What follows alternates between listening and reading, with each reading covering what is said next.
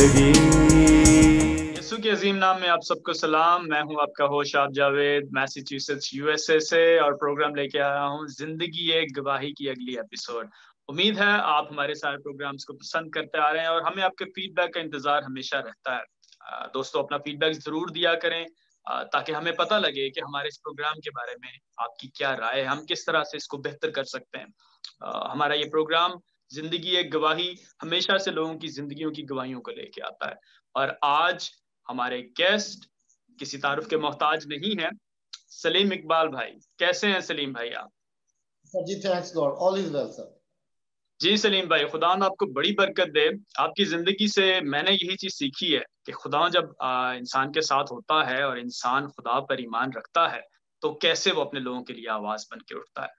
खुदा न आपको इसी तरह इस्तेमाल करता रहे। सलीम भाई ह्यूमन राइट एक्टिविस्ट हैं, फजल टीवी के कोऑर्डिनेटर भी हैं, लेकिन इसके अलावा उनकी जिंदगी, ये सारी स्ट्रगल, उनका इंट्रोडक्शन बहुत सारे लोग नहीं जानते, क्योंकि जब भी वो मीडिया पर आते हैं, जब भी वो बात करते हैं तो हमेशा दूसरों के लिए बात करते हैं, दूसरों के लिए आवाज उठाते हैं। तो हम जानना चाहेंगे सलीम भाई, आपके इंट्रोडक्शन के हवाले से कुछ अपने बारे में बताइए, अपनी इब्तदाई जिंदगी के हवाले से, उन सारी बातों के बारे में जो कि हम नहीं जानते, लेकिन आज हम इस प्रोग्राम के हवाले से जरूर जानना चाहेंगे। जी सलीम भाई, कुछ अपने बारे में बताइए। शाह भाई, थैंक यू सो मच इस अपॉर्चुनिटी के लिए। मैं एमजी टीवी का शुक्रगुजार हूँ कि मेरी बायोग्राफी के ताल्लुक से, मेरी गवाही के ताल्लुक से आपने मुझे इज्जत बख्शी। तो मेरा सर बिल्कुल बैकग्राउंड जो है, एक गरीब घराने से और एक छोटे से कस्बे से जो अब एक अच्छा शहर बन चुका है, बुरेवाला से है। और मैंने तीसरी क्लास तक बुरेवाला में ही तालीम हासिल की। फिर उसके बाद लाहौर में आ गया और गवर्नमेंट मुस्लिम लीग हाई स्कूल में, और फिर मुस्लिम लीग हाई स्कूल से स्टूडेंट तो अच्छा नहीं था लेकिन स्पोर्ट्स मैन अच्छा था। फिर स्पोर्ट्स बेस पे मेरा दाखला फॉर्मन क्रिश्चियन कॉलेज में हो गया और मैं ग्रेजुएशन तक मैंने जो एफसी कॉलेज में जो तालीम हासिल की। और उसके बाद मेरा ये पैशन था कि मैं किसी ना किसी तरह अपनी कौम को सर्व कर सकूं। जब भी कहीं जुल्म सितम होता तो दिल बड़ा दुखता था, लेकिन पता नहीं था कि किस तरीके से इस काम को किया जाए। लेकिन फिर जैसे जैसे जवान होते गए तो फिर ये चीज सामने आई कि यार, अगर शुबह सहाफत में हम ज्वाइन कर लें तो अपनी कौम को हम मजबूत कर सकते हैं। वॉइसलेस लोगों की जो आवाज है, ये हम हुक्मरानों तक पहुंचा सकते हैं, अवानों तक पहुंचा सकते हैं। तो इस तरह फिर मैंने एज फोटोग्राफर, पहले जर्नलिज्म में, चूंकि मुझे फोटोग्राफी आती थी और मैं एज फोटोग्राफर जो है अखबार में अपनी खिदमत सर अंजाम देता रहा। और उसके बाद मैंने मुख्तलिफ अखबारात में एज फोटोग्राफर, फिर चूंकि एफसी कॉलेज से मैंने जर्नलिज्म भी पढ़ा था, जंग अखबार के एक नामवर सहाफ़ी हैं वासिफ नागी साहब, ये हमारे उस्ताद भी हैं। और इसके बाद तौफीक भट्ट साहब, एक सहाफत का बहुत बड़ा नाम है, ये भी हमें एफसी कॉलेज में जर्नलिज्म पढ़ाते रहे। और फिर उसके बाद मैंने रिपोर्टिंग शुरू कर दी और रिपोर्टिंग के बाद अपना अखबार भी किया। और अखबार के बाद जब सोशल मीडिया का दौर आ गया तो मैंने समझा कि ये अब चूंकि दुनिया एक मुट्ठी में आ चुकी है और सोशल मीडिया के जरिए बहुत से मसाइल हल हो सकते हैं। और मैंने फिर सोशल मीडिया के जरिए अपनी बतौर सहाफ़ी खिदमत सर अंजाम देना शुरू कर दी। और मसीही टीवी चैनल्स जब अरूज पे थे, आइजक टीवी में बतौर होस्ट एज कोऑर्डिनेटर मैंने कुछ 4-5 साल काम किया है। और खुदा का शुक्र है कि पिछले 1 साल से अब मैं फजल टीवी के साथ as coordinator, anchor host 2 programs जो है, एक स्पेशल रिपोर्ट के नाम से और एक program pride of the nation के नाम से, मैं फजल टीवी के जरिए ये 2 प्रोग्राम्स कर रहा हूँ। Thank you very much Salim भाई, अपने हवाले से बताने का। आज हमने, बल्कि सब देखने वालों ने जाना कि आखिर सलीम भाई का ये सारा सफर शुरू कहाँ से हुआ। बहुत अच्छा लगा कि किस तरह से आपने अपनी जिंदगी की स्ट्रगल्स को बयान किया, और आई थिंक यहीं से ही आपकी जिंदगी की गवाहियां स्टार्ट हो चुकी हैं। सलीम भाई, सहाफत के हवाले से मतलब हम जानना चाहेंगे कि सहाफत, गो के आपने बताया कि मैं हमेशा से वॉइसलेस लोगों की वॉइस बनना चाहता था, लोगों की आवाज बनना चाहता था, फिर भी सहाफत ही क्यों, और ये पैशन कब स्टार्ट हुआ, और साथ ही हमें ये भी जरूर बताइएगा कि अगर हमारे नौजवान लड़के और लड़कियां, मसीही बच्चे अगर सहाफत में आना चाहें तो कैसे आ सकते हैं?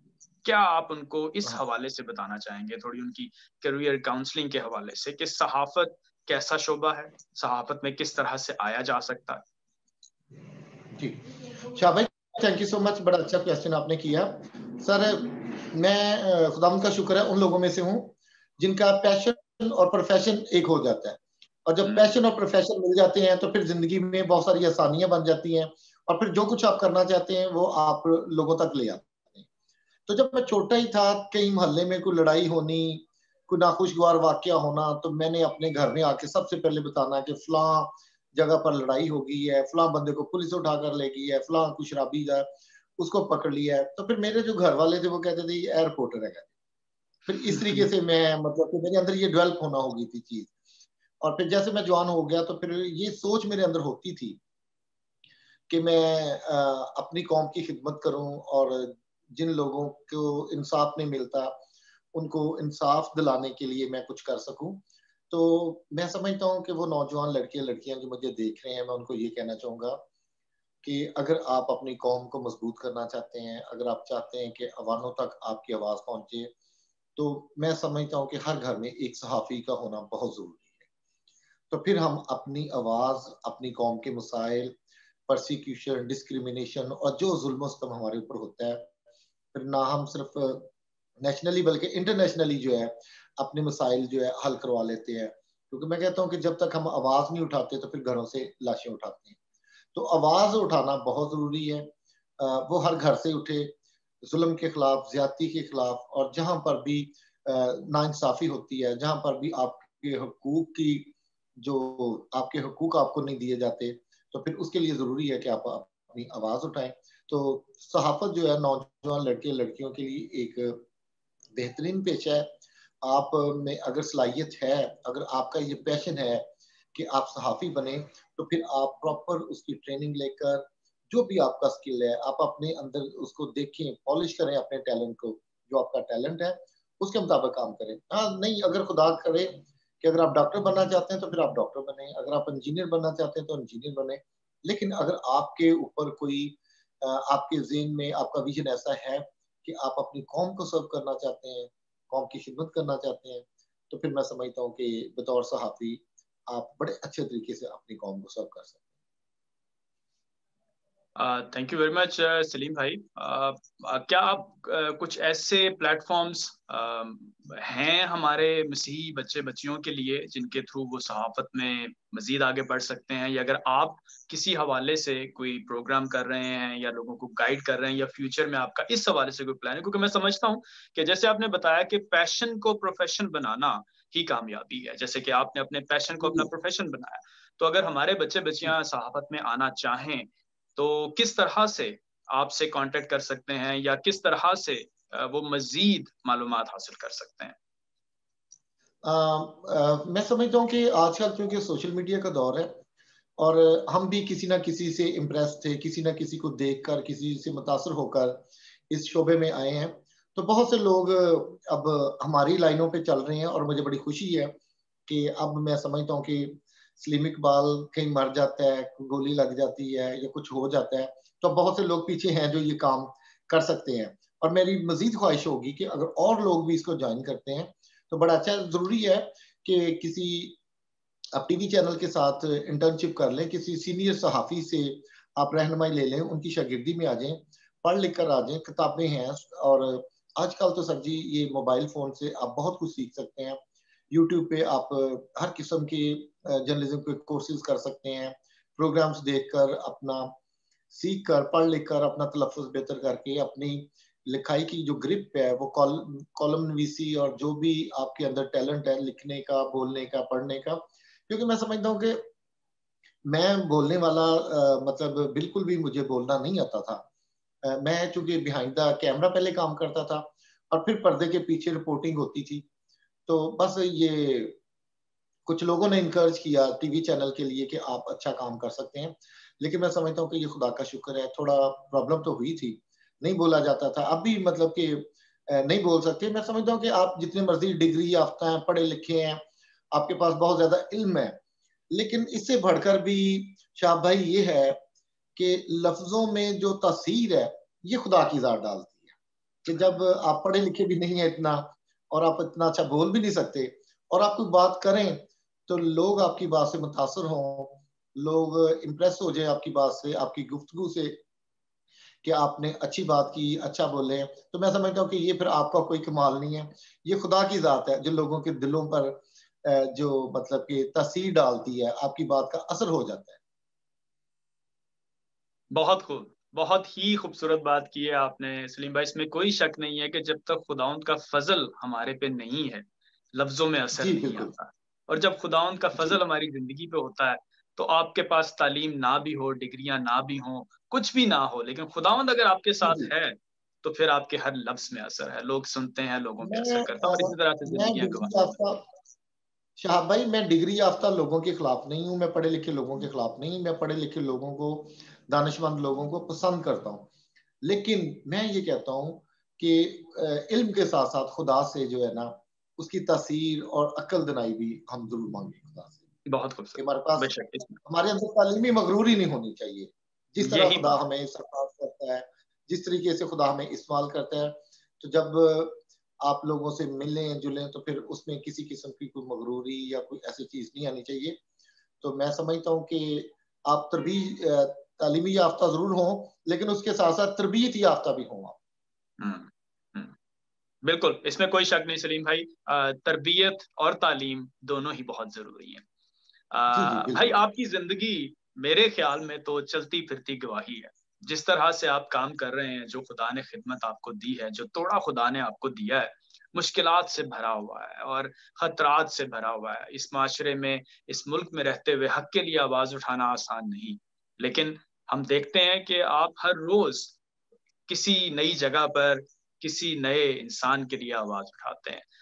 मुस्लिम भाई, कुछ अपनी गवाही के बारे में शेयर करें, कोई ऐसी टेस्टमनी। वैसे तो आपकी जिंदगी टेस्टमनी से भरी होगी, हर रोज हर लम्हा कोई ना कोई नए नए, लेकिन फिर भी कुछ अगर एक दो टेस्टमनीज अगर आप हमारे प्रोग्राम के थ्रू लोगों को शेयर करना चाहें कि कैसे आपकी जिंदगी इतनी बड़ी गवाही बनी।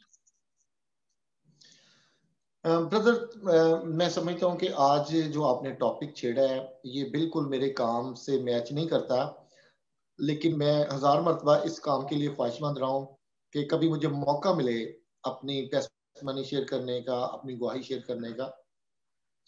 तो कुछ बातें होती हैं जो ऑफ द रिकॉर्ड आप कर सकते हैं, ऐसी गवाहियां, और कुछ गवाहियां आप ऑन द रिकॉर्ड भी लेके आ सकते हैं।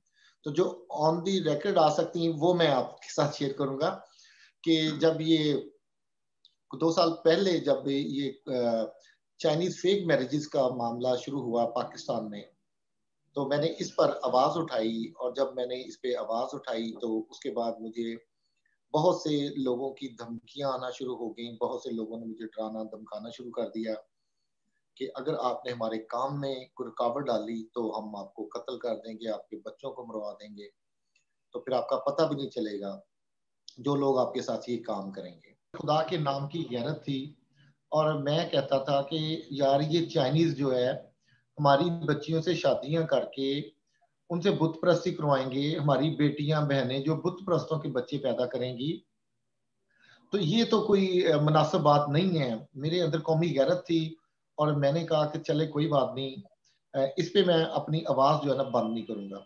जैसे जैसे मुझे धमकियां मिलती थी वैसे वैसे मैं भी काम तेज करता था, और जैसे जैसे मैं आवाज उठाता था वैसे वैसे लोग शादियां भी बड़ी स्पीड से अपनी बच्चियों की कर रहे थे, क्योंकि इन चाइनीज फेक मैरिजेस में लोगों को पैसा दिया जाता था, और बाद में फिर उन लड़कियों के साथ जो सलूक होता था वो मतलब कि इंतहाई भयानक सलूक था।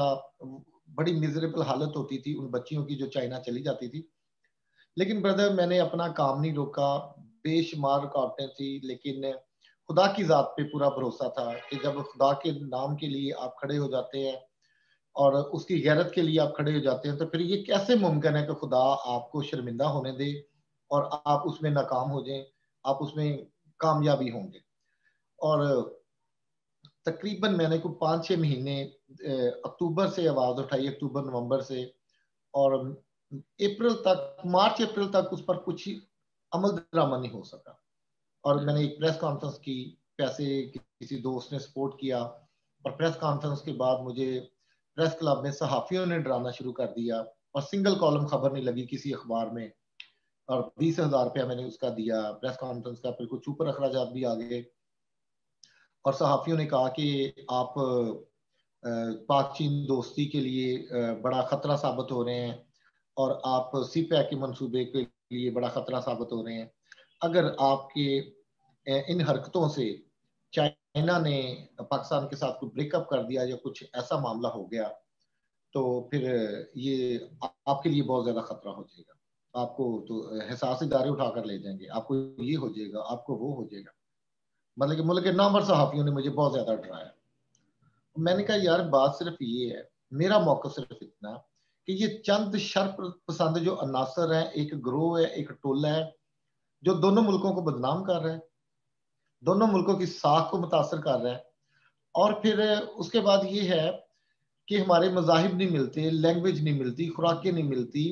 अगर हम पाकिस्तान में किसी अपनी बहन बेटी का रिश्ता करें तो हम उसके दादा परदादा तक जाते हैं, उनका खानदानी ट्रैक रिकॉर्ड वो चेक करते हैं।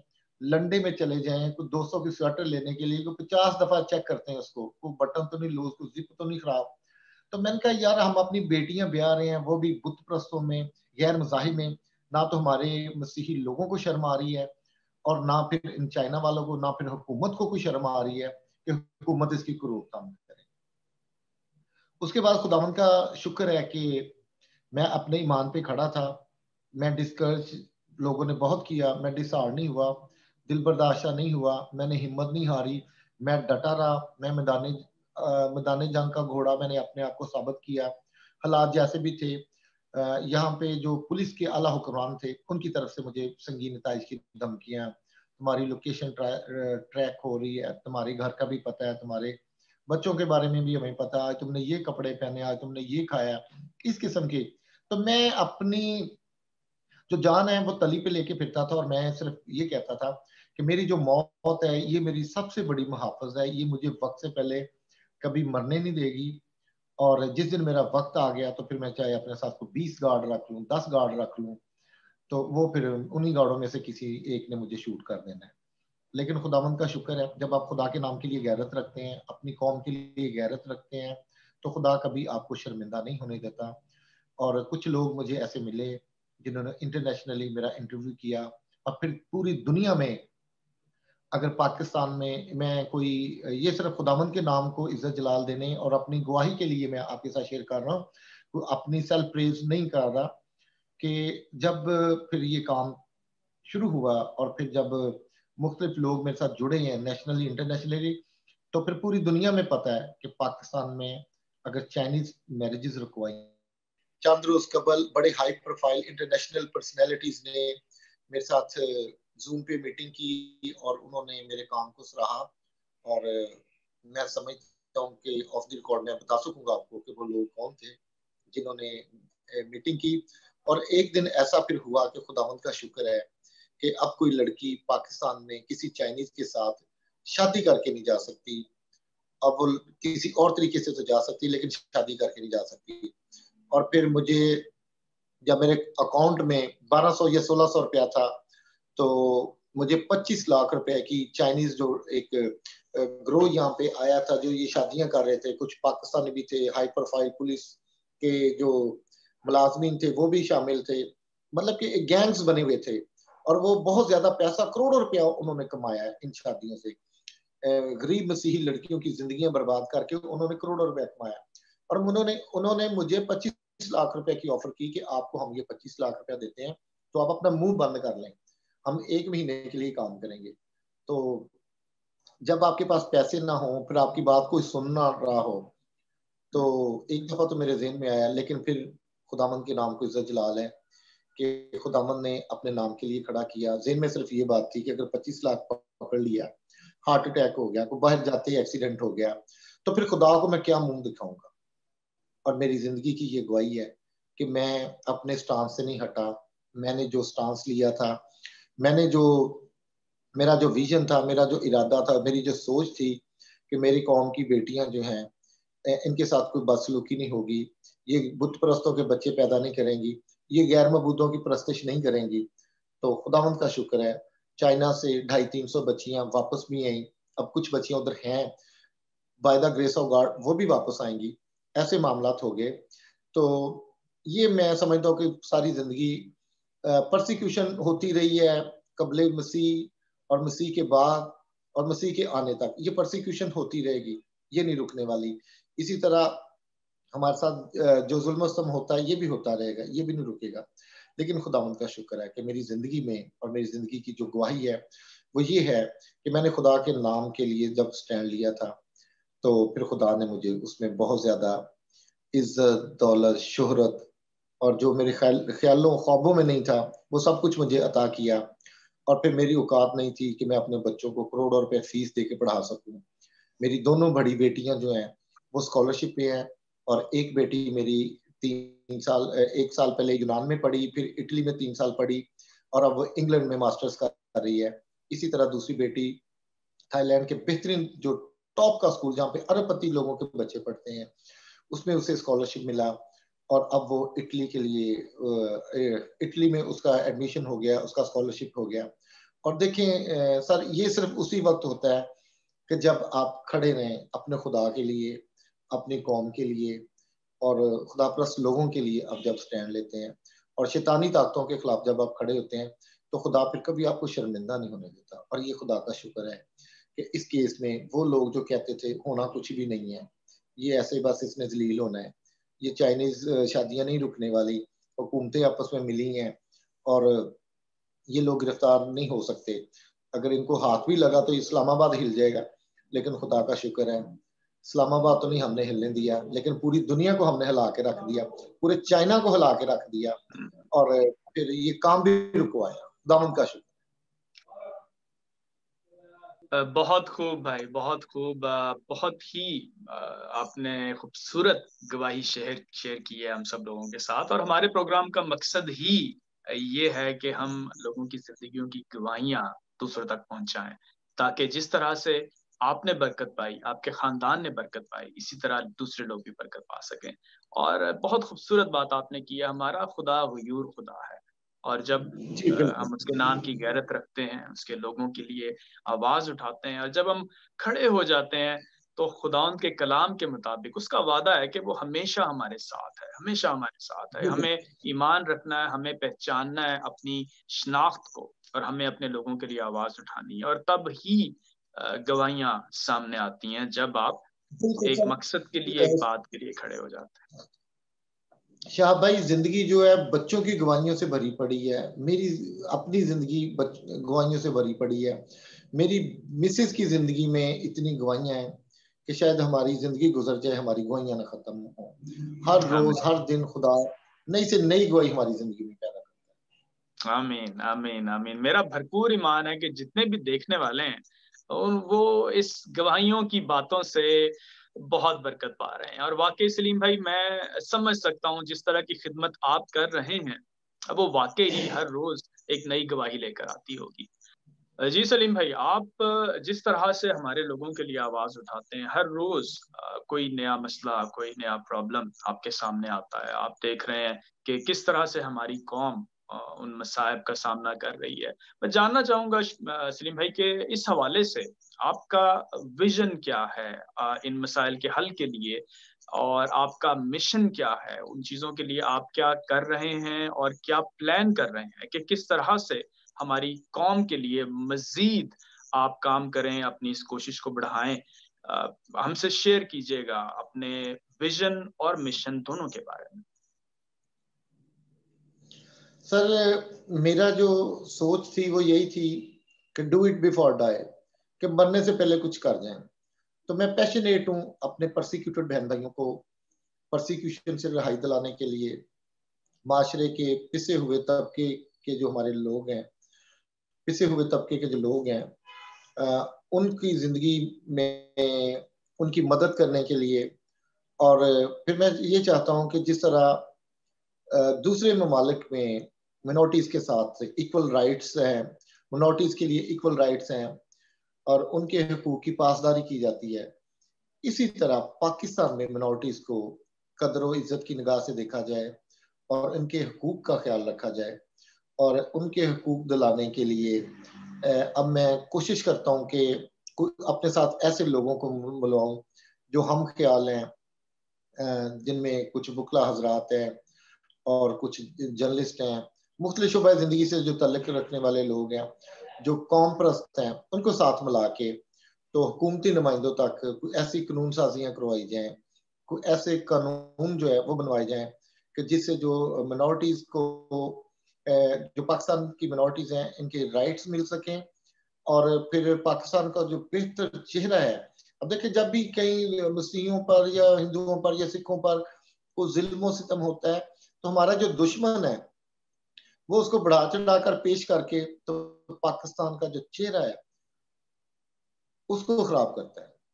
तो हम ये चाहते हैं कि ये हमारे घर का मामला है, जो भी है हम इसको बेहतर तरीके से सॉल्व करें, बेहतर तरीके से इसको करें। तो क्यों ना इस किस्म की कानून साजी की जाए, जिससे अगर किसी पे कोई जुल्म सितम हो भी तो उसको अच्छे तरीके से हैंडल किया जा सके। और अगर ऐसे कानून लाए जाएं, कुछ सोचे ही ना कि मिनॉरिटीज के साथ हमने कोई जुल्म ज्यादती करनी है या उनके हकूक मारने हैं, तो इसी पे सर कोशिश कर रहे हैं। काम तो बड़ा है, लेकिन हर बड़े काम का जो स्टार्ट और जो वो थोड़े काम से ही उसका स्टार्ट होता है, छोटे स्टेप से स्टार्ट होता है। लेकिन कम से कम आपकी एक सोच होनी चाहिए कि हमने ये काम करना है। बेशक ग्रास रूट लेवल पे आप शुरू करें, फिर उसके बाद आहिस्ता आहिस्ता आप कर सकते हैं। अब देखिए, मैं अगर यही सोचता कि यार एक मैं मामूली ह्यूमन राइट एक्टिविस्ट हूँ, तो चाइना की हुकूमत के साथ टक्कर लेना या पाकिस्तानी हुकूमतों के साथ टक्कर लेना बड़ा मुश्किल है, मैं भी डर जाता। तो सर देखें, अब चाइना के साथ जब ये काम हुआ है, तो फिर पूरी दुनिया ने देखा कि किस तरीके से चाइनीज को पकड़ पकड़ के जेलों में डाला गया। वो फिर एक फर्क स्टोरी है कि फिर वो कैसे उनकी रिहाई हुई। चले खैर कोई नहीं, लेकिन एक चीज तो सामने आ गई कि ये काम रुक गया। तो सर वो है ना कि अकेला ही चला था जानवे मंजिल, लोग मिलते गए, काफिला बनता गया। तो सर ये कभी ना सोचें कि मैं कुछ नहीं कर सकता।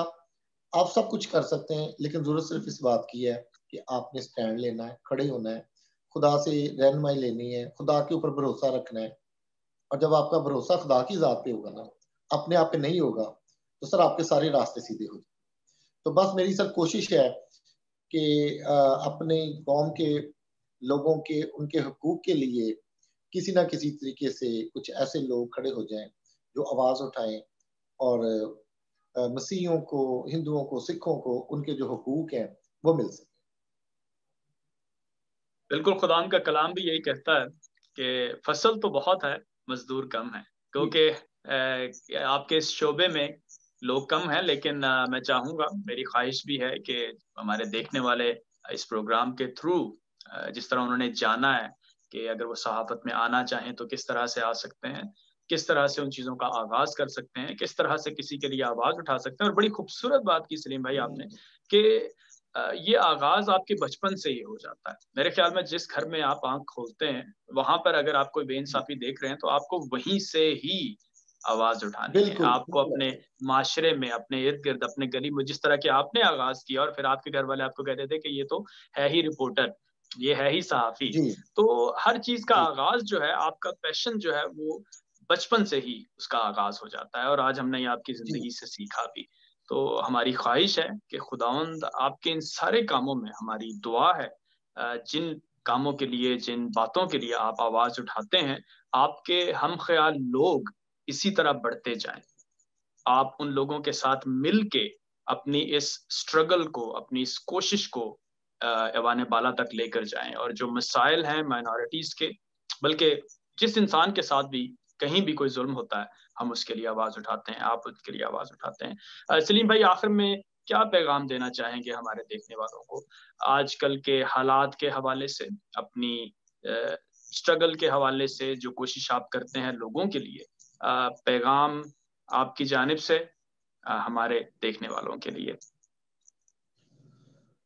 Thank you so much Shah भाई। मैं समझता हूँ कि जिंदगी बड़ी मुख्तसर है, और इस मुख्तसर जिंदगी में हम दूसरों की तरक्की के लिए, दूसरे लोगों की जिंदगी में आसानियां पैदा करने के लिए हर वक्त कोशिश करें, और जहां तक हो सके नेगेटिविटी फैलाने से गुरेज करें और दूसरों को एक्सेप्ट कर लें। हर शख्स जब दूसरे बंदे को अपने से बेहतर समझेगा तो फिर मैं समझता हूँ कि माशरे में तब्दीली आएगी, और दूसरों को एक्सेप्ट कर लें। और हम देखें, जिंदगी में आगे बढ़ना चाहते हैं, तरक्की करना चाहते हैं, खूबसूरत होना चाहते हैं, अमीर होना चाहते हैं, हमारे पास अच्छी गाड़ियां हों, हम काबिल हों, लोग हमारी तारीफ करें। लेकिन जो काबिल लोग हैं, जो पढ़े लिखे लोग हैं, जो माशरे में तरक्की कर रहे हैं, उन लोगों से हम जेलस होते हैं।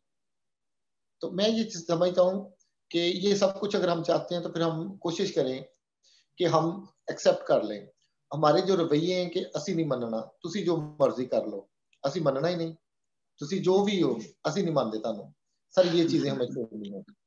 जब तक हम ये चीजें नहीं छोड़ेंगे हम तरक्की नहीं कर सकेंगे। इज्जत जो है ये देने वाली चीज है, ये लेने वाली चीज नहीं है। आज हम देखें सोशल मीडिया पे और दूसरा जो मीडिया कहीं पे भी देख लें, जिंदगी में हर बंदा इज्जत दौलत शोहरत के लिए मारे मारे फिरता है। लेकिन सर मैं ये कहना चाहूंगा कि अब दूसरों को इज्जत दें, दूसरों का ख्याल रखें, तो खुदा की जात आपके लिए ये सारे रास्ते हमवार कर देगी। और नेगेटिविटी जो है ना, इसे ना फैलाएं। जो लोग अच्छा काम कर रहे हैं उनको अप्रिशिएट करें, अगर अप्रिशिएट नहीं कर सकते तो उन पर तनकीद भी ना करें। तनकीद अगर करना बहुत ही मजबूरी है तो फिर तनकीद बराए इस्लाह होनी चाहिए, ना कि इस्लाह बराए तनकीद हो। और तालीम से तब्दीली है। कोशिश करें कि अपने जो बच्चे हैं उनको पढ़ा लें। अगर आप अपने बच्चों को तालीम दिलाएंगे तो उसी से फिर तब्दीली आएगी। और अपने घर के बिल अगर रुक जाते हैं, रोक लें। अगर कोई अच्छा कपड़ा नहीं दे सकते, अच्छा घर नहीं दे सकते, अच्छा खाना नहीं दे सकते, तो कम से कम अपने बच्चों को अच्छी तालीम जरूर। ये सारी चीजें इतनी जरूरी नहीं है। अब मैं समझता हूँ कि बड़ी बेटी मास्टर्स कर रही है, तो हमने तो एक कमरे में नीचे एक गद्दे पे ही ये सारी चीजें मैनेज कर ली थी। मेरे बच्चे नीचे लेटते थे, एक एक हफ्ता वो आलू खाते थे, जो सस्ती से सस्ती सब्जी होती थी। 10-10 दिन तक वो मसलसल आलू खाने, दालें खाने, नहीं वसाइल थे। लेकिन ये खुदा का शुक्र है कि बेटी तब ओ लेवल्स कर रही थी, दूसरे बच्चे भी पढ़ रहे थे, मिसिस का भी साथ था, और उन्होंने बड़ी मेहनत की। और ये है कि जब हमने अपने बच्चों को फोकस किया थोड़े लालच के लिए कि चलो कोई नहीं, अब देखिए सॉरी बात लंबी नहीं अगर होती तो मैं एक बात करना चाहूंगा कि हम थोड़े से लालच के लिए ना अपने बच्चों को तालीम नहीं दिलवाते, उन्हें स्कूल नहीं भेजते, काम पे डाल देते हैं कि चलो 2-2 3-3 हजार सारे ले आएंगे थे, हालात बदल जाएंगे। हालात कभी भी नहीं बदलेंगे। 2-2 3-3 हजार से आपके हालात कभी नहीं बदलेंगे। आप अपने बच्चों को अच्छी तालीम दिलवाएं जैसे भी है। अब मेरी बेटी जब पैदा हुई थी तो मैंने एक नईम बुखारी साहब का इंटरव्यू किया था। तो अभी मेरी मतलब कि बेटी बड़ी छोटी थी, तो मैंने उनसे मशवरा लिया कि मुझे क्या करना चाहिए उसकी तालीम के लिए। वसाइल भी नहीं थे। उसने कहा था बस कोशिश करें कि किसी तरीके से इसकी इंग्लिश बड़ी अच्छी होनी चाहिए, और इंग्लिश ऐसे लोगों से सेट करवाएं उसकी कि जो बहुत ज्यादा कॉम्पिटेंट काबिल लोग हैं। तो फिर मैंने एक गैर मुल्की हमारे जो यहाँ पे पढ़ाते थे टीचर, मैंने अपने बेटी को गुड शेपर्ड स्कूल में डाला था। श्रीलंकन सिस्टर वहां पे पढ़ाती थी, बड़ी अच्छी इंग्लिश थी उनकी लाहौर में। तो आज वो जब इंग्लिश ही की बदौलत मैं समझता हूँ खुदावंद का फजल उस पे रहा, और वो आज बड़े अच्छे तरीके से अपने जिंदगी के मामलात को चला रही है, मास्टर्स कर रही है दूसरे मुल्कों में, इसी तरह छोटी बेटी भी। तो क्या इसकी वजह पीछे क्या है? अगर मैं कहता कि चलो कोई नहीं नॉर्मल पढ़ा लेते हैं, आम स्कूलों में बच्चे चले जाएं, खैर है कोई नहीं, मेरी कैपेसिटी नहीं थी। मुझे याद है शायद ओ लेवल्स का मैंने 3 दफा मेरे से फर्स्ट अटेम्प्ट में फीस नहीं दी गई बच्ची की, दूसरी अटेम्प्ट में भी नहीं दी गई, शायद थर्ड टाइम मैंने वो फीस जो है पे की थी 1 या 2 दिन पहले एग्जाम से। तो ठीक है, जिंदगी में मुश्किलें हालात आते हैं, लेकिन आप डटे रहें। खुदा जो है वो पूरी कुदरत रखता है आपके मसाइल को हल करने के लिए। आपकी मुश्किलात को हल करने के लिए। सिर्फ आप अपने मसीही ईमान पे खड़े रहें और आप कोशिश करें कि आप अपने बच्चों के लिए गोल सेटिंग करें और उनको तालीम और तरबियत के ताल्लुक से जो इंटेलेक्चुअल्स हैं उनके साथ टाइम स्पेंड करें, उनकी रहनुमाई लें, उनको बच्चों के साथ बिठाएं, उन बच्चों को उनसे गाइडेंस लेकर दें, तो फिर ये हमारे बच्चे जिंदगी में आगे बढ़ सकते हैं। और सबसे बढ़कर ये कि अपने बच्चों में कॉन्फिडेंस जो है ये बहुत ज्यादा पैदा करें, क्योंकि हमारे पास आज अगर हम स्टूडेंट्स देखते हैं 4-4, 5-5 डिग्री हैं, लेकिन किसी एक में भी वो कॉम्पिटेंट नहीं है, डिग्रियां 4-4 हैं, कॉन्फिडेंस नहीं है, इंटरव्यू देने के लिए जाते हैं तो टांगे कांपती हैं और फिर कहते हैं कि जॉब्स की कमी है। मैं कहता हूँ जॉब्स की कमी नहीं है, काबिल लोगों की कमी है। अब जिस बंदे की 2.5-3 करोड़ की कोई फैक्ट्री है, कोई ऑफिस है, तो वो कोई नाहिल मैनेजर या नाहिल डायरेक्टर कैसे रख सकता है? उसको काबिल लोग चाहिए। अब हमारे पास जो जॉब्स की कमी नहीं है, काबिल लोगों की कमी है। तो अपने बच्चों के अंदर ये चीज भर दें कि बेटा तालीम जो है ये हमने कामयाबी के लिए नहीं, तरबियत के लिए लेनी है। तो आज अगर हम देखते हैं तो ये भी रेस लगी हुई है कि बस कामयाब होना है, डिग्रियां होनी चाहिए, लेकिन तरबियत कुछ भी नहीं है। तो खुदा रहा आप अपने बच्चों की काउंसलिंग भी करें, उनकी करियर काउंसलिंग के लिए बहुत से अच्छे उस्ताद, अच्छे पास्टर साहबान, बहुत से अच्छे लोग मिल जाते हैं। लेकिन सर जरूरत इस बात की है कि अपने बच्चों पर तवज्जो दें, तो आपकी नस्ल तब्दील हो जाएगी, आपका घर तब्दील हो जाएगा, कौम तब्दील हो जाएगी और पाकिस्तान जो है ये तब्दील हो जाएगा। Thank you so much brother. मैं समझता हूँ बातें तो बहुत की जा सकती हैं, फिर अगले प्रोग्राम में हम जरूर बैठेंगे। मेरा ख्याल है कि आपके प्रोग्राम का वक्त भी खत्म हो गया। Thank you so much Shahab भाई। MGTV का शुक्रगुजार हूँ कि मेरे जो अंदर एक तूफान था बातों का, थोड़ा हल्का किया आपने। Thank you very much Salim भाई, आपके वक्त देने का, हमारे साथ बातें करने का और अपनी जिंदगी के वो पहलू जो कि हम लोग नहीं जानते हमारे साथ शेयर करने का। हमारी दुआ है कि खुदावंद आपको, आपके खानदान को बरकतों से माला माल रखे, मजीद बरकतें दे और आपकी जिंदगी इसी तरह लोगों के लिए गवाही बनी रहे। खुदावंद आपको बहुत बरकत दे। जी अजीजो, उम्मीद है आपको आज का प्रोग्राम भी अच्छा लगा होगा, सलीम भाई के बारे में जान के, उनकी खिदमत के बारे में जान के।